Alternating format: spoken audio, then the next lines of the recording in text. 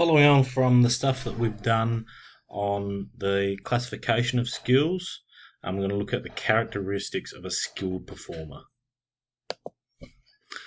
So here are some words that characterize our skilled performers. So they will show traits of being able to do things with all the time in the world. They perform the correct actions. They have a flexible action. They have high level consistency. Their timing's usually fairly good. Their anticipation, the smoothing of movements there. They produce the desired results with the consistency, and they're highly coordinated. So if we look at, there's a video here. We don't have time to look at it in depth, but the evidence that shows the following characteristics. So we'll look at these answers and look at the language that they use. So in here, they talk about Verdasco and Nadal having smooth and efficient techniques. Then they get the necessary body movements. They talk about in the video where he plants his feet, plays his shots while holding position.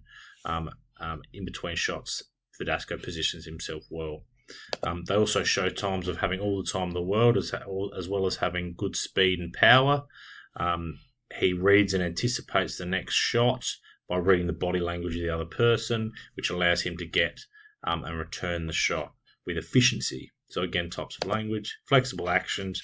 They're able to adapt to scenarios within the game and play the best possible shot. So he's able to scramble.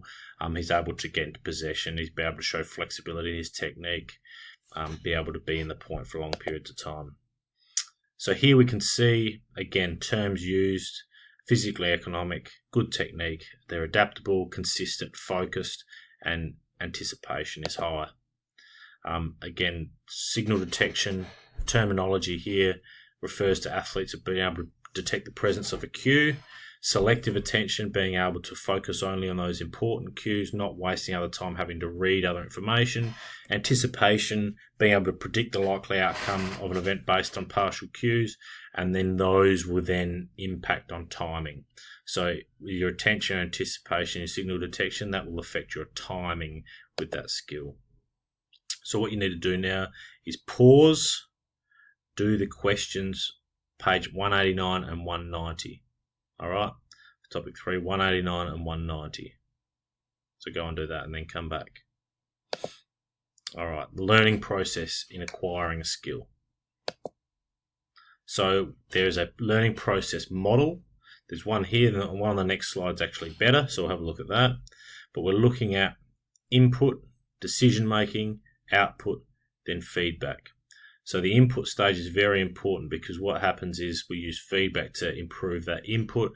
Once our input is very efficient, then our decision making and our output improve. So the input stage where we gather information, this will help execute the skill, and this will allow the performers to use their senses and internal mechanisms.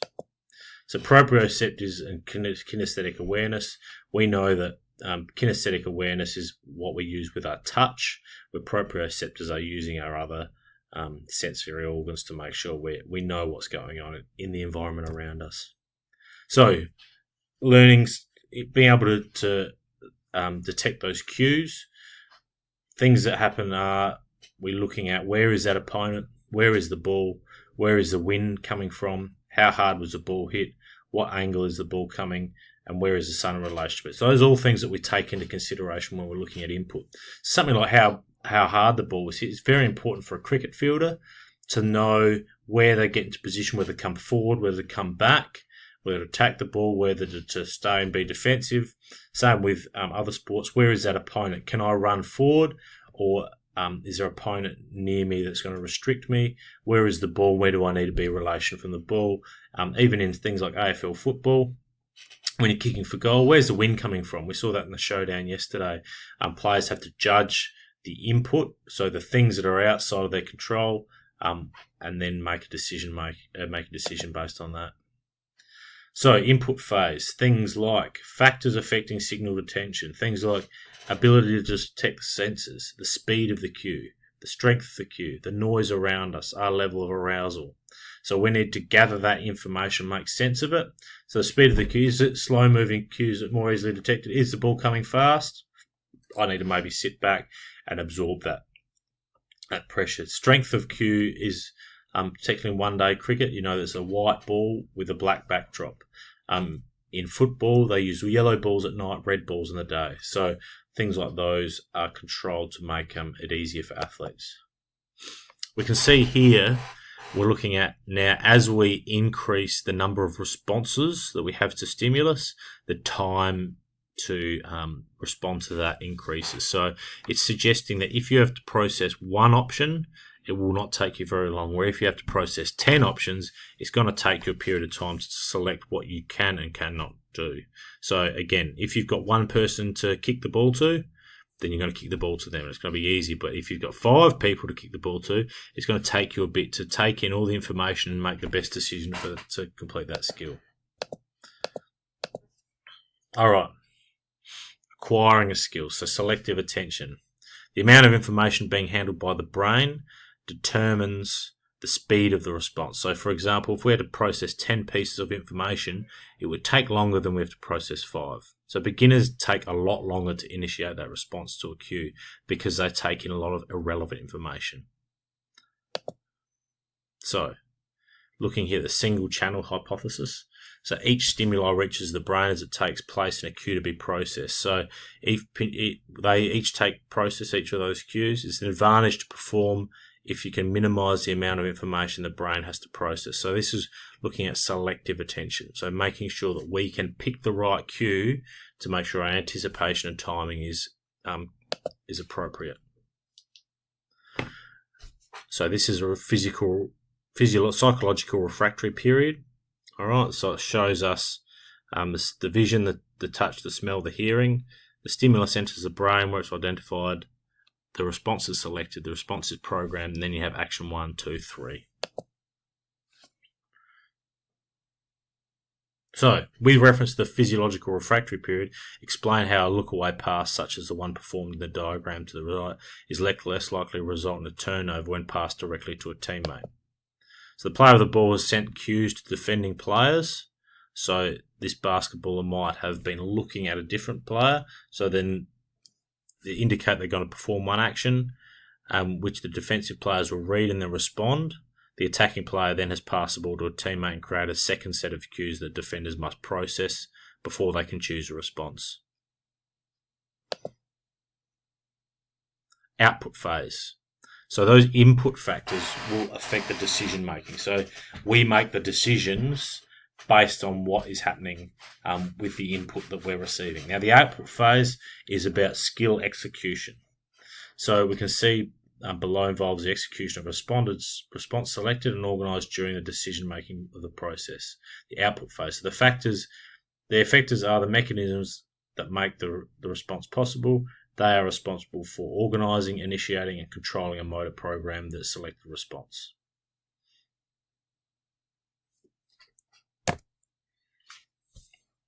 So this is, again, we know this. Input, decision making, output, feedback. So using the information processing model, describe how information processing mechanisms 1, 2 and 3 function when a tennis player serves, seen in the picture below. Explain using specific tennis examples that relate. So input, the player could take in all available cues, their senses before serving, position of the opponent, wind, sun, crowd noise, feel of the racket, feel of the ball, court surface, game score, etc. Decision making is the best option available. And then the output would be the player would decide on the appropriate response, so heavy top spin, etc.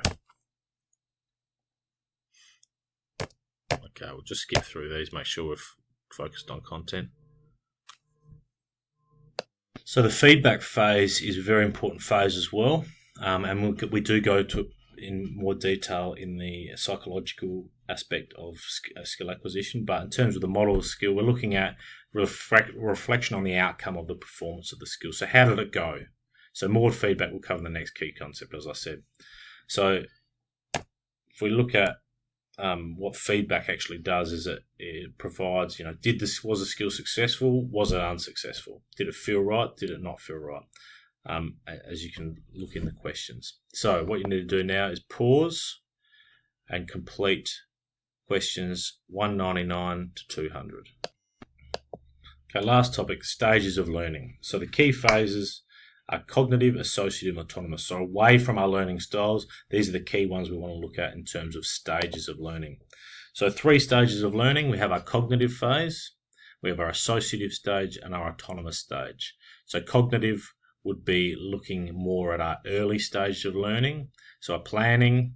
Associative stage looks as that next stage, once we've got a basic understanding, moving to more of a game-like scenario. An autonomous stage is our automatic stage, so little or no conscious thought or attention. So cognitive learner, here are the key things that a cognitive learner has to face. So they are usually young children. So there's no clear idea of performance.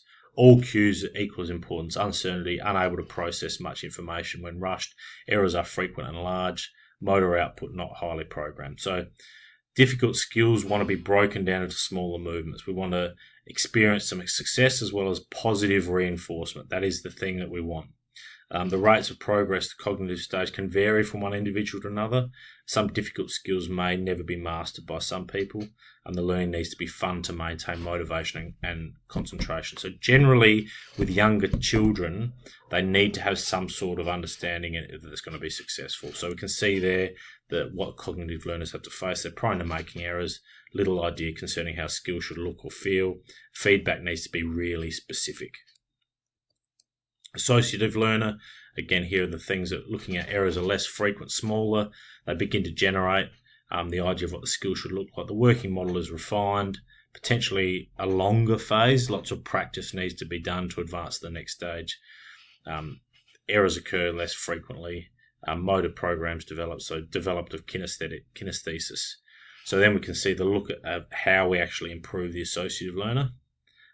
Perfect practice is necessary. Poorly practiced technique would become reinforced. Lots of feedback and additional practice. And again, still try and take the competitive stuff out of it. We want to be able to perform the skills smoothly without error, and then we gradually bring in some sort of competitive nature. So able to recognise tactics and things like that. So autonomous learning, generally what we are in at this point, errors are rare, tactical awareness increases, we deal with pressure, wide range of variations of the basic movement pattern. We can fix our own errors, and self-appraisal and correction is possible. Execution of movement is correctly sequenced and performed instinctively. The performer has consolidated many discrete skills. So movement has a fluency to it, the loss of subroutines, and well developed to be able to attend to cues. And that means that we can work in a competitive situation. Practice is still important during this autonomous stage, but mostly involves simulating the competitive phase. We can tell what is what phase of learning. A would be that cognitive because it's very young. B would be that next stage as they're getting a little bit older, and then our autonomous stage here. So from here, we want to look at questions in pages 203 and 204 to finish it off. So what we need to do is we need to go through, make sure we absorb the information, do the reading and the questions, and then tomorrow we'll unpack this a bit further. Thank you.